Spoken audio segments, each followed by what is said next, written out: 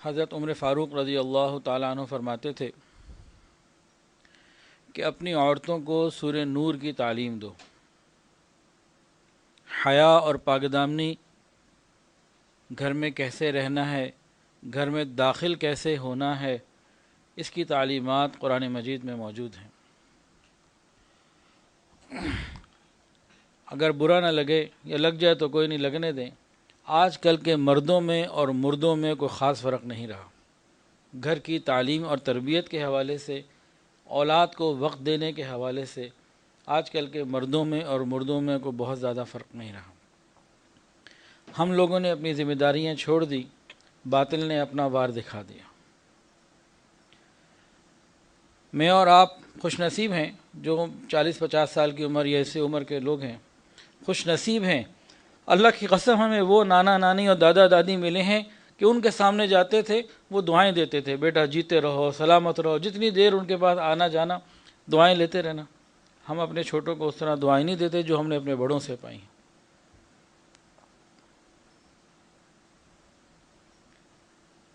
شفیق صاحب مہربان ہیں، درسقرآن.com پہ آنے میں ایک تو ویسے کہ بیان کرنے کا ایک ذمہ داری ہے کہ بھی بیان کرنا ہے، حضرت کی طرف سے حکم ہے کہ بھئی خیر کی بات کو پھیلاؤ۔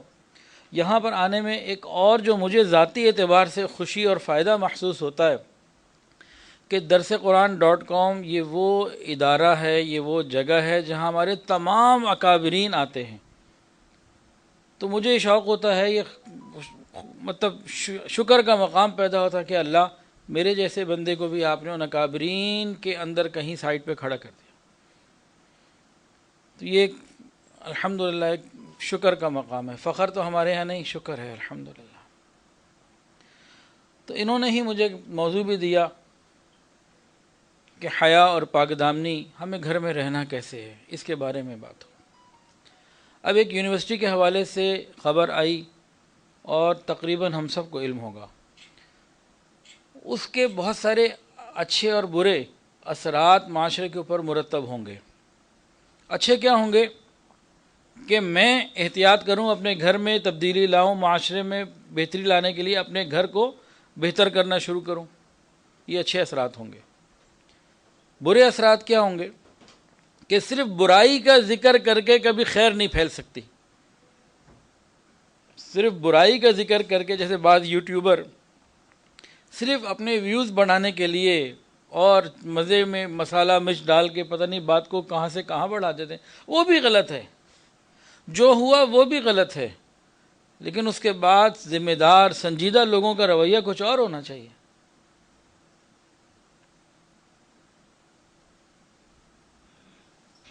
اکثر اوقات میں خود اپنے بیانات میں کہتا ہوں کہ بھئی ماحول میں، کالج یونیورسٹیز میں، اور خالی کالج یونیورسٹیز میں نہیں، ہمارے اداروں کے اندر، تعلیمی اداروں کے اندر ہی نہیں، تجارتی اداروں کے اندر اور دوسرے محکموں کے اندر جہاں مرد اور عورت کا اختلاط ہے، مکس گیدرنگ ہے، وہاں یہ سب کچھ ہو رہا ہے۔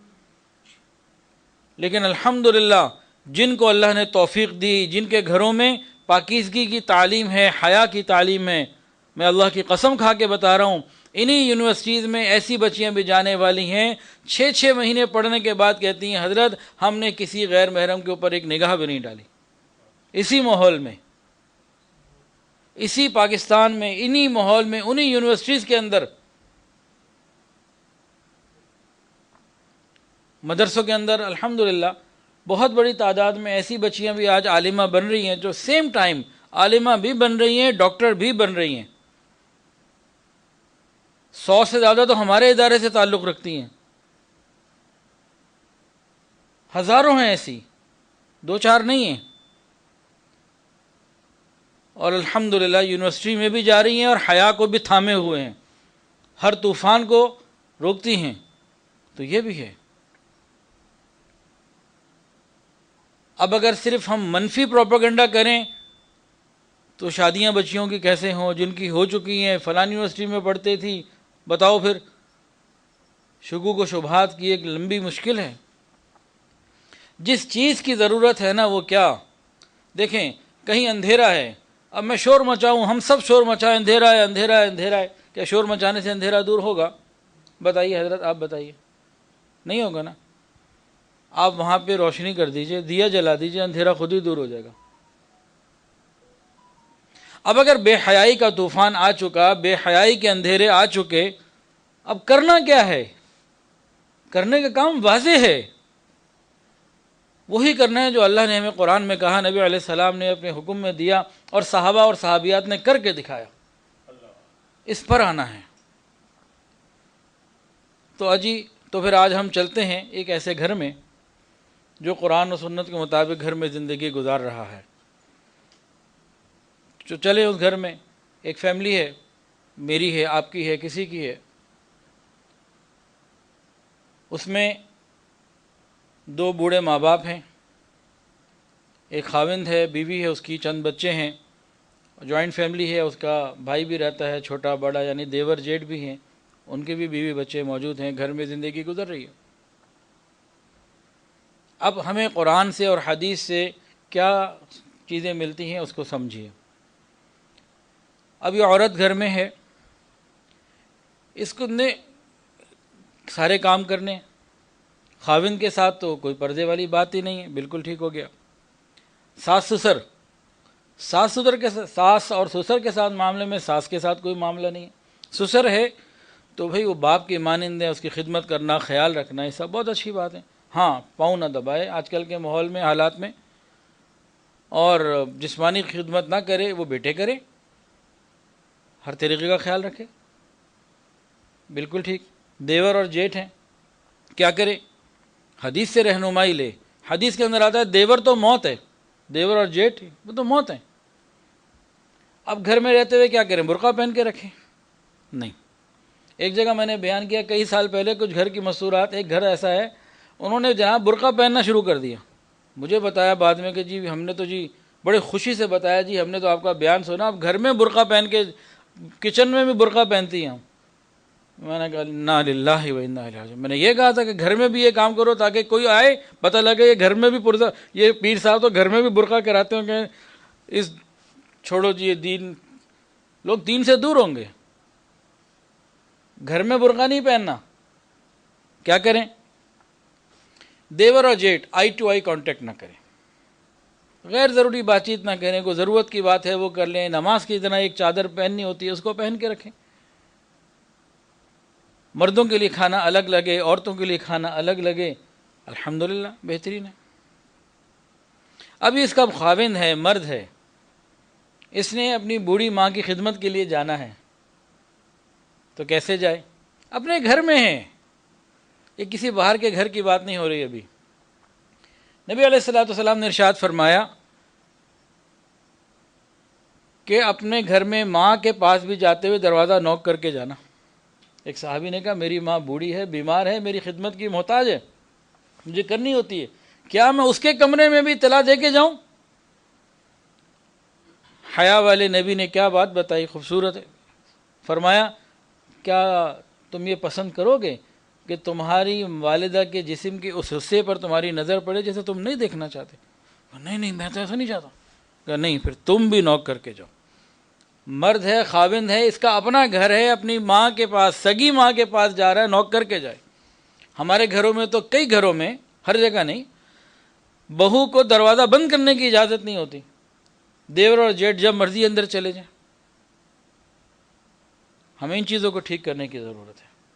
یہ وہ روشنی ہے جو ہم اپنے گھروں میں پھیلائیں، اس کی برکت انشاءاللہ ہر ادارے میں پہنچے گی، کالج میں بھی پہنچے گی، یونیورسٹی میں پہنچے گی، ہر جگہ پہنچے گی۔ اب گھر کے اندر چھوٹے بچے ہیں، وہ بچے جو 2-3 سال کے، 2.5 سال کے، 1.5 سال کے ہیں، چلنا پھرنا آتا ہے، وہ کسی بھی کمرے میں کہیں بھی چلے جائیں، ان پہ کوئی روک ٹوک نہیں۔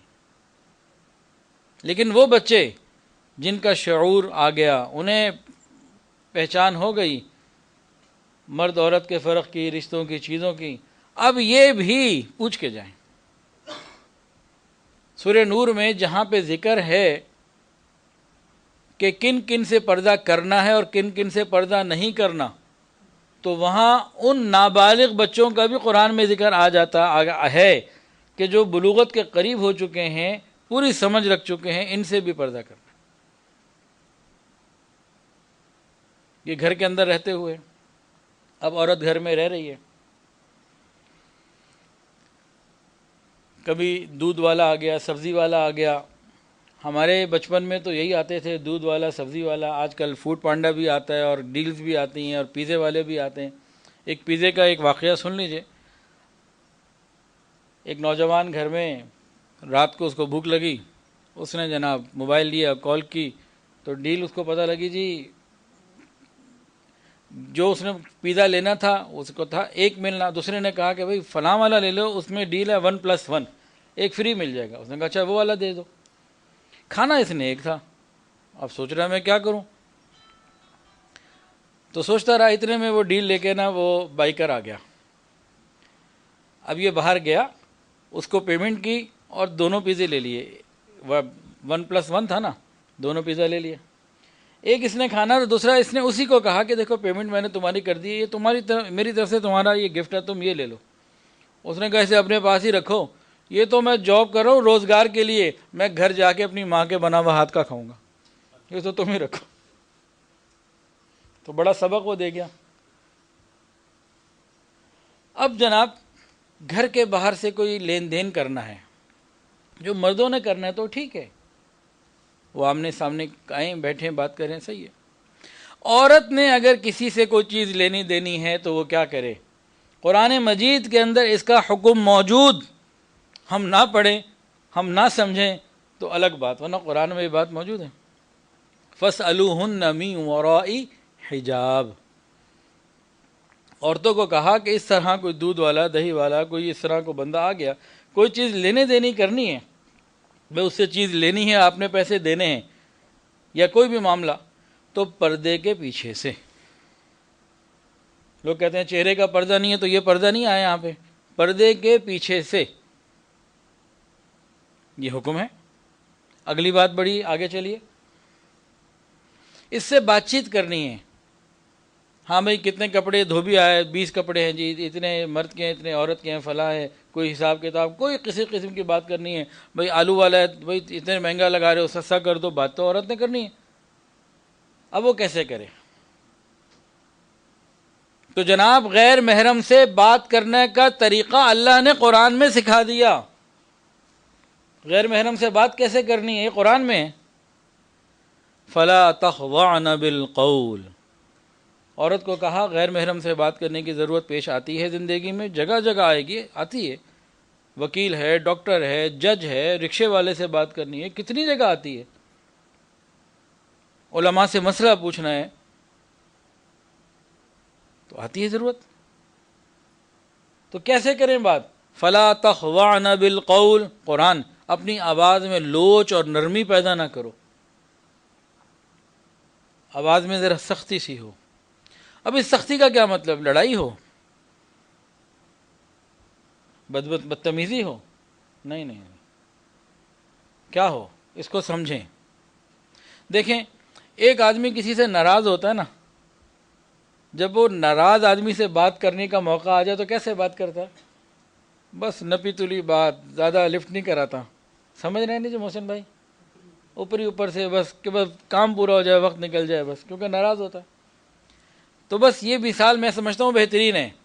تو آج کے بعد ہماری عورتیں یہ سمجھ لیں کہ ہم اللہ تعالیٰ کی رضا کے لیے غیر محرم سے ناراض ہیں، اللہ کو راضی کرنے کے لیے، اللہ تعالیٰ کی محبت پانے کے لیے، اللہ تعالیٰ کو راضی کرنے کے لیے غیر محرم سے ہم ناراض ہیں. ہم نے اس طریقے سے بات کرنی ہے جیسے اللہ نے فرما دیا. فلا تخضعن بالقول. یہاں پہ اللہ نے 2 باتیں الگ اور بتائیں. ایک یہ بتائے تمہاری پاکیزگی کے لیے بھی بہتر ہے، ان کی پاکیزگی کے لیے بھی بہتر ہے. ذالکم اطہر لقلوبکم وقلوبہن. یہ قرآن ہے. دلوں کا بھید جاننے والا پروردگار، علیم بذات الصدور، وہ فرما رہے ہیں. تو پھر ٹھیک ہے نا یہ بات. اور ہماری عورتوں کو، بچیوں کو ایک بات سمجھنی چاہیے، اور آپ مردوں کو اپنی بچیوں کو سمجھانے کی ضرورت ہے کہ تمام مرد ہم سب کو ملا کے یہ سارے کے سارے موقع پرست ہیں، اپرچونسٹ ہیں، سارے کے سارے اپرچونسٹ ہیں. صرف 2 لوگ بچتے ہیں. ایک وہ جو پاگل ہے، اس میں سینس ہی نہیں ہے.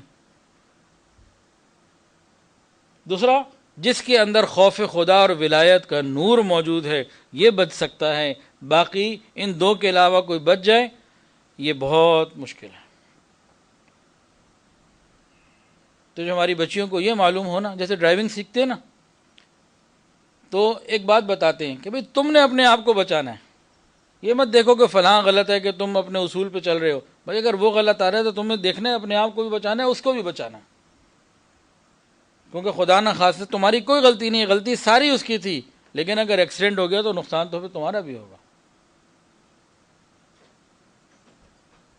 اور یہاں تو ایک اور بات جو اللہ تعالیٰ نے فرمائی وہ کیا، فَيَطْمَعَ الَّذِي فِي قَلْبِهِ مَرَضٌ، عورتوں کو فرمایا کہ تم پردے کے پیچھے سے لین دین کرو، بات کرنی ہو تو آواز کے اندر نرمی نہ ہو، لوچ پیدا نہ ہو، اگر تم نے ایسا کیا کہ لوچ ہوئی تو جن لوگوں کے دلوں میں مرض ہوگا وہ تمہاری طمع کریں گے۔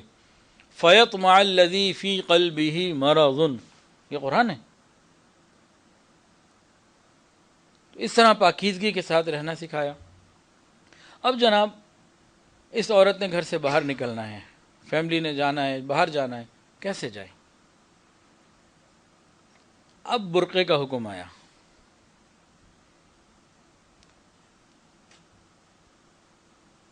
یہاں ایک اور بات بھی تھوڑی سمجھنے والی ہے۔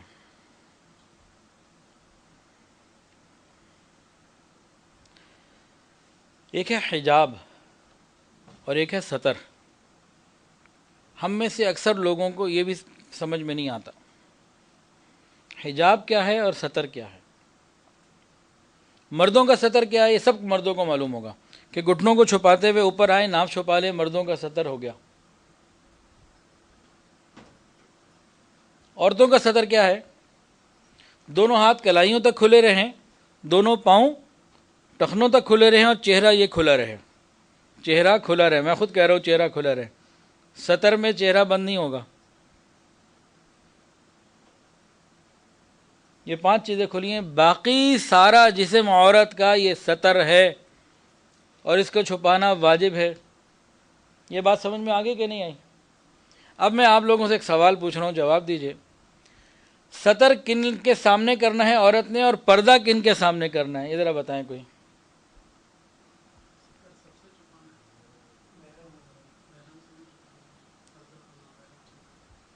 اچھا، ستر محرم اور غیر محرم دونوں سے کرنا ہے؟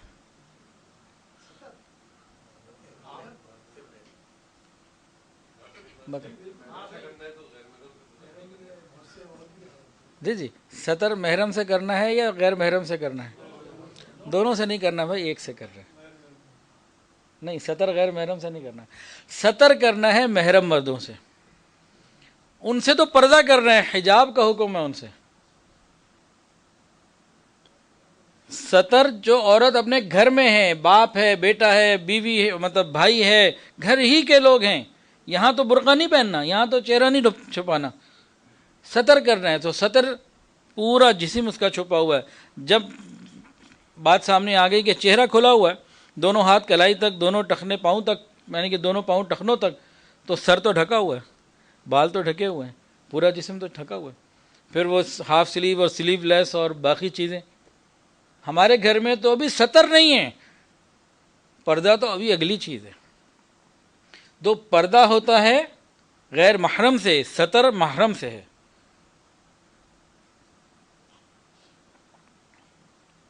اور ہمارے ہاں پردہ بھی نا رواجی پردہ ہے، شرعی پردہ نہیں ہے۔ غیر محرم سے ستر کیسے چھپائیں گے؟ جب برقع پورا پہن لیا، دیکھیں ستر چھپا ہوا نا مکمل، اس کے اوپر برقع پہن لیا تو خود بخود بیچ میں آ گیا۔ اچھا سوال کیا آپ نے، بات واضح ہو گئی نا۔ اچھا، ایک پردہ ہے رواجی اور ایک پردہ ہے شرعی۔ ہمارے گھروں میں، اکثر گھروں میں رواجی پردہ تو ہے، شرعی پردہ نہیں ہے۔ اس کو کوئی بتا سکتا ہے کیا مطلب ہے؟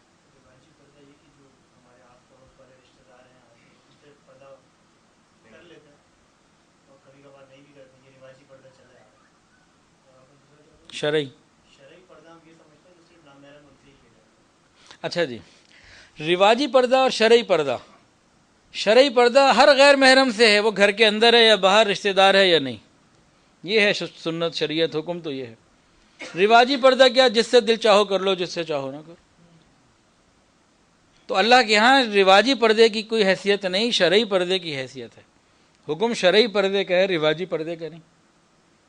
ہمارے ہی گھروں میں ہماری بہو اگر یہ کہہ دینا کہ میرا نام فاطمہ، میں پردہ وہ کروں گی جو بی بی فاطمہ والا ہے، ابھی اس کو ہم گھر سے نکال دیں گے کہ جی میں آپ کے بیٹے سے تو نہیں کر سکتی، وہ میرا شوہر ہے، لیکن آپ کا دوسرا بھائی بیٹا جو ہے میرے شوہر کا بھائی، اس سے میں نے پردہ کرنا ہے۔ ابھی ہمارے ہی گھروں میں لڑائی شروع ہو جائے گی، چھوڑیں کسی اور باہر کی جگہ کو، ہم سے یہی برداشت نہیں ہوگا۔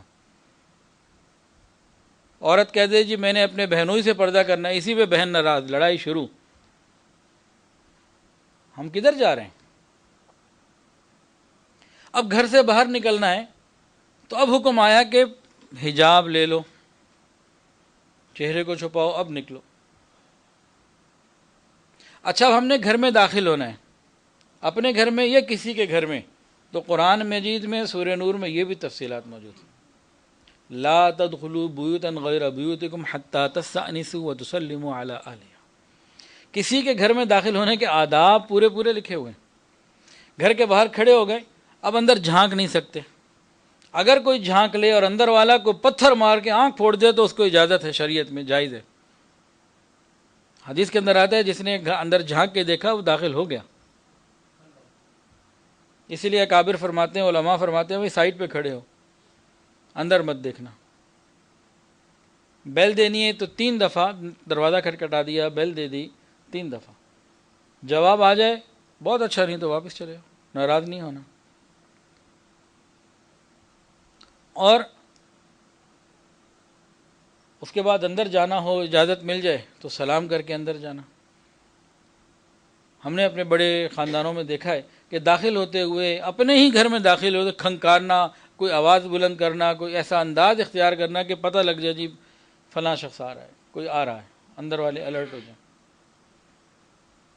اب جب دروازے پہ سڑک پہ کھڑے ہوئے بندے کو منع ہے کہ یہ درمیان کی جھری سے جھانک کے نہیں دیکھ سکتا، تو جو یہ اتنی بڑی بڑی بلڈنگز ہوتی ہیں، اونچی ہائی رائز بلڈنگز، تو ان کی کھڑکیوں سے دوسرے کے یہاں جھانکنا، اس کی کیا اجازت ہوگی؟ پھر دوسروں کی زندگیوں میں جھانکنا، ان کے اندر چیزوں کو تلاش کرنا، اس کی کیسے اجازت ہوگی؟ بھئی سڑک کے اوپر مین گیٹ ہے اور جھری کھلی ہوئی ہے، بندہ وہاں کھڑا ہوا ہے، اب اندر آپ دیکھیں گے بیڈ روم نظر آ سکتا ہے وہاں سے؟ سوال ہی پیدا نہیں ہوگا۔ وہ تو کار پورچ ہے، موٹر سائیکل کھڑی کرنے کی جگہ ہے، اوپن اسپیس۔ اس دروازے کے اندر جا کے کوئی جگہ ہے، بیڈ روم تو اس کے اندر ہے، اس کو دیکھنے کی اجازت نہیں، تو لوگوں کی زندگیوں کے اندر ٹٹولنا، یہ کیسے ہوگا؟ یہ وہ پاکیزہ معاشرت ہے جو قرآن اور حدیث نے ہمیں دی ہے۔ اسلام کو اگر صحیح پریکٹیکل صورت میں دیکھنا ہو تو وہ آپ کو آج معاشرے میں کہیں نظر آنا بڑا مشکل ہے، لیکن صحابہ اور صحابیات کی زندگی میں ملے گا۔ ایک صحابیہ نے گھر سے نکلنا تھا، نکلنا کیوں تھا؟ کہ ان کو اچانک ایک خبر ملی کہ ان کے بیٹے شہید ہو گئے۔ ماں کو یہ اطلاع ملے کہ بیٹا شہید ہو گیا، اب کتنی جو ہے نا وہ ایک دم پریشانی ہوتی ہے۔ عام بات ہے جی کہ بیٹا شہید ہو گیا، یہ بہت بڑی بات ہے جی۔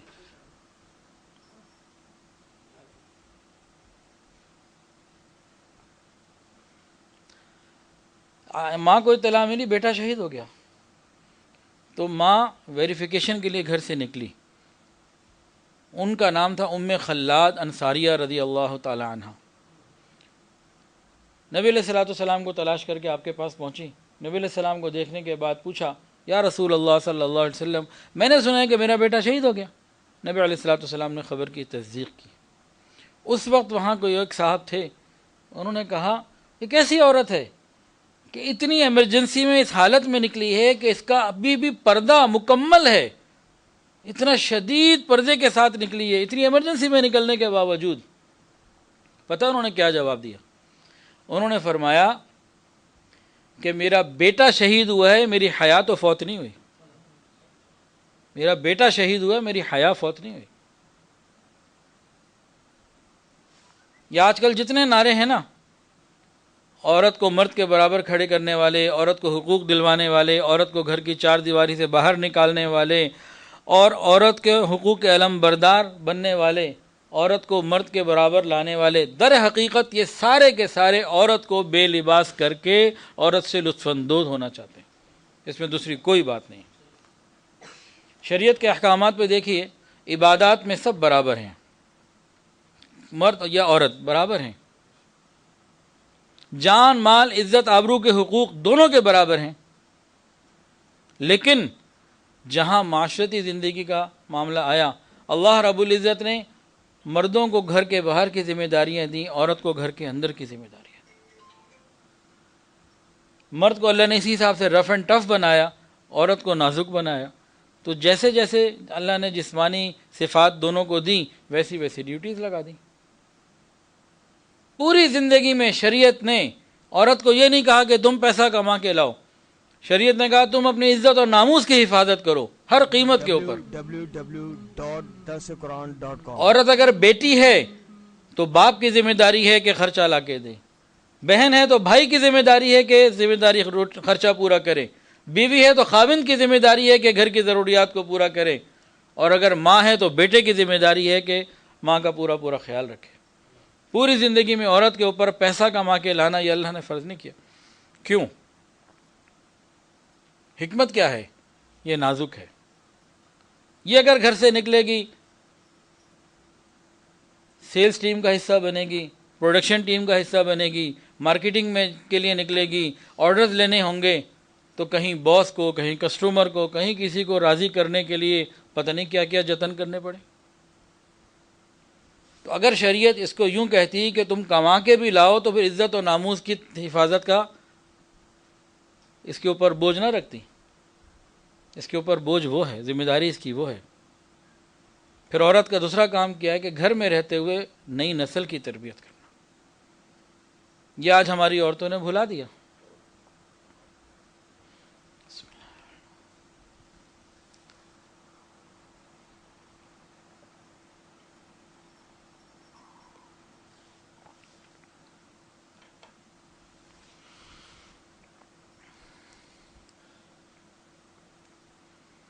حیا اور پاک دامنی یہ ایسی نعمت ہے کہ جس کے پاس یہ صفت موجود ہے، اللہ رب العزت کے ہاں اس کا بہت بڑا مقام ہے. حدیث میں آتا ہے قیامت کے دن، ایک حدیث میں ہے کہ 7 لوگوں کو عرش کا سایہ ملے گا. اس میں ایک نوجوان کون ہے کہ اس کو کوئی گناہ کے لیے بلائے یہ منع کر دے. آج کل عرش الہی کا حصول بہت ہی آسان، کہ گناہ بہت زیادہ پھیل گیا. عرش الہی کا حصول جتنا آج آسان تھا کبھی آسان نہیں تھا. قیامت کے دن عرش الہی کا سایہ پہلے مشکل تھا، عورتیں پردوں میں ہوتی تھیں، گناہوں کے موقع کم تھے، اب تو بہت آسان ہو گیا گناہ کرنا. تو اگر ادھر گناہ کرنا آسان ہے، ادھر عرش الہی کا سایہ آسان اللہ نے کر دیا. کوئی گناہ کی دعوت دے، دوسرا اس کو منع کر دے، انشاءاللہ تعالی اللہ تعالیٰ عرش کا سایہ عطا فرمائے. ہم یہ چاہتے ہیں کہ اللہ تعالیٰ ہماری مدد کرے، تو اللہ تعالیٰ کی مدد کیسے آتی ہے اس پہ غور کر لیجئے. پاک دامن لوگوں کی اللہ تعالیٰ ایسی ایسی مدد کرتے ہیں جہاں سے گمان بھی نہیں ہوتا. چھوٹے دودھ پیتے بچے گود کے بولتے ہیں کبھی، لیکن جب اس زمین کے اوپر پاک دامن لوگوں پہ تہمت لگی، اللہ نے بچوں سے گواہیاں دلوائیں. حضرت یوسف علیہ السلام کے لیے چھوٹا بچہ تھا، وَشَهِدَ شَاهِدٌ مِّنْ أَهْلِهَا. بی بی مریم کے لیے چھوٹے بچے حضرت عیسیٰ علیہ السلام. ہم پاک دامنی کی زندگی اختیار کریں، اللہ وہاں سے مدد کریں گے جہاں سے گمان بھی نہیں ہوگا. ایک بات اور یاد آ گئی، وقت ختم ہوتا چلا جا رہا ہے، دل تو میرا کر رہا ہے کہ آج میں عشاء تک نہ اٹھوں اور نماز پڑھ کے پھر بیٹھ جاؤں.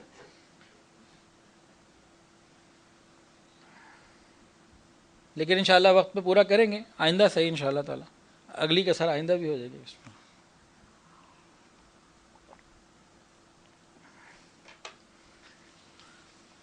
بہت سارے نوجوان یہ پوچھتے ہیں کہ ہمارے اندر گناہوں کی ایک ٹیمپٹیشن ہے، کیسے اپنے آپ کو بچائیں؟ ہر طرف بے پردگی، اپنے گھر میں بھی گھر کے باہر بھی ہر طرف بے پردگی، بچاؤں کیسے اپنے آپ کو؟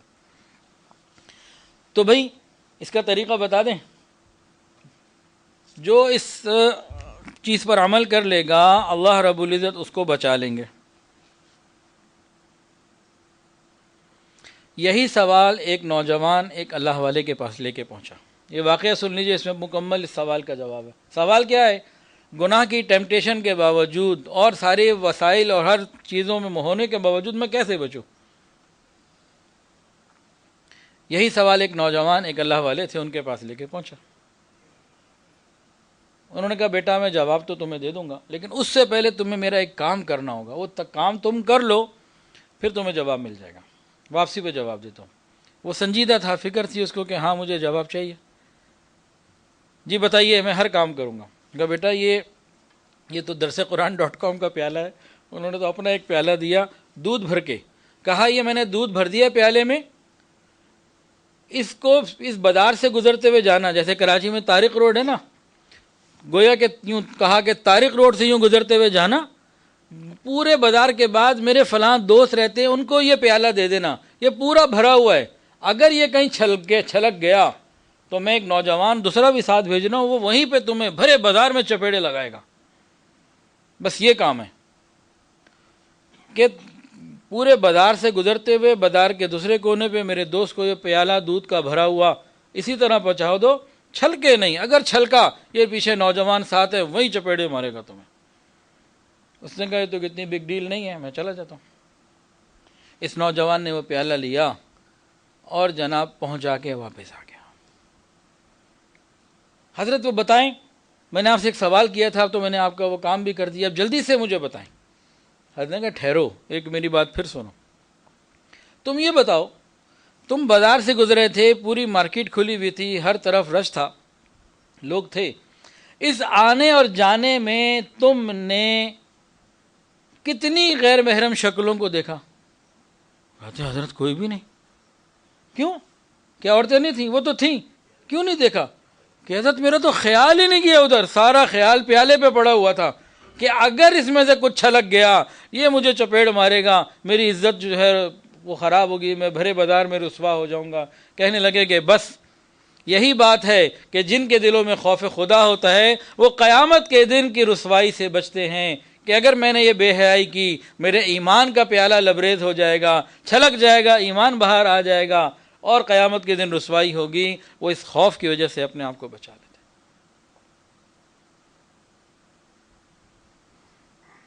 اسی قسم کا ایک واقعہ اور یاد آ گیا، وہ بھی چلیں سن لیجئے۔ جو پوائنٹس لکھ کے لایا تھا وہ تو پھر رہ گئے۔ اللہ اکبر کبیرہ۔ پاکستان بننے سے پہلے کی بات ہے، تحریک آزادی میں ایک واقعہ پیش آیا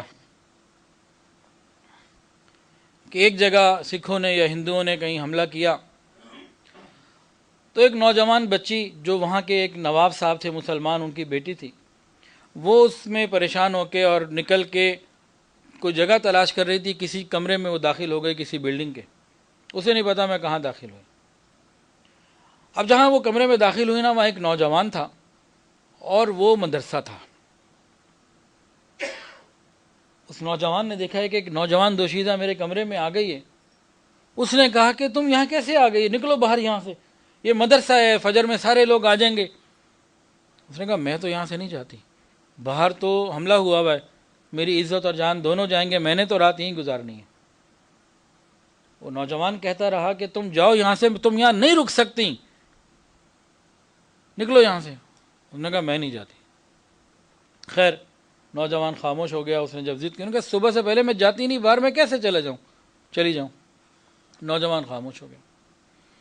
اب دونوں ہی نے ساری رات جاگ کے گزاری۔ ہر تھوڑی دیر کے بعد وہ نوجوان اٹھتا، کوئی دیا جل رہا تھا اس کے اوپر یوں ہاتھ رکھ دیتا اور ہٹا لیتا۔ ہر آدھے گھنٹے بعد، ہر تھوڑی دیر بعد، کئی دفعہ رات میں یہ کام ہوا۔ وہ عورت بھی تھی، بچی بھی دیکھ رہی تھی، نوجوان تھی، سمجھ میں نہیں آیا کیا کر رہا۔ صبح ہو گئی، روشنی ہونے لگی، اس نے کہا خدا کے لیے جاؤ یہاں سے، کوئی آ گیا تو میری تو عزت گئی، نکلو یہاں سے اب، اور باہر بھی محسوس ہو رہا ہے کہ امن ہو گیا، تم جاؤ یہاں سے۔ اس نے کہا میں جا تو رہی ہوں، یہ تم نے کیا کیا؟ یہ تھوڑی دیر بعد جو تم آگ کے اوپر، شمع کے اوپر ہاتھ رکھتے تھے، یہ کیا ہے؟ اس نے کہا کہ یہ بس میرا معاملہ ہے، اس سے تمہیں کیا لے دینا، تم جاؤ یہاں سے۔ میں نے کہا اچھا، جب تک نہیں بتاؤ گے میں نہیں جاؤں گی چاہے کوئی آ جائے۔ اس نے کہا بات یہ ہے کہ رات کو شیطان نے میرے اوپر کئی دفعہ حملے کیے کہ موقع اچھا ہے، کوئی پوچھنے والا نہیں، کوئی گواہ نہیں، کوئی مسئلہ نہیں، فائدہ اٹھا لیں۔ جب میرے دل میں خیال آتا تو جہنم کی آگ کا بھی میرے اوپر خیال آ جاتا، میں اپنے ہاتھ کو دیے کے اوپر رکھتا کہ اے نوجوان، کیا تجھے جہنم کی آگ سہنے کی برداشت ہے؟ اتنی ہمت اور قوت ہے تیرے اندر؟ تو چلو میں ذرا چیک کر لوں میں آگ کی اس چھوٹی سی تپش کو بھی برداشت کر سکتا ہوں کہ نہیں۔ بس چند لمحوں میں ہٹا لیتا تھا کہ مجھ سے تو یہ برداشت نہیں ہوتا، میں وہ کیسے برداشت کروں گا۔ پھر تھوڑی دیر بعد شیطان حملہ آور ہوتا کہ دیکھ موقع اچھا ہے، لڑکی بھی خوبصورت ہے، تیرے اوپر تو کوئی بات ہی نہیں آ سکتی، ایسے چانس روز روز نہیں ملتے۔ تو پھر میں اپنے نفس کو پیش کرتا، کیا میں اس تکلیف کو قیامت کی اٹھانے کی ہمت رکھتا ہوں؟ پھر میں پیچھے کر لیتا۔ اس طرح میں نے رات گزاری۔ اب یہ بچی گھر چلی گئی، جا کے اپنے ماں باپ کو کہا میں نے تو اسی غریب مدرسے کے نوجوان سے شادی کرنی۔ میں کہا تمہارے لیے بڑے بڑے نوابوں کے بچوں کے رشتے ہیں، فلاں ہیں، ہماری مارکیٹ میں معاشرے میں ایک پوزیشن ہے، ایک غریب سے تو نہیں کر سکتے۔ اس نے بھی کہا کہ نہیں، میں مر جاؤں گی کروں گی تو اسی سے کروں گی۔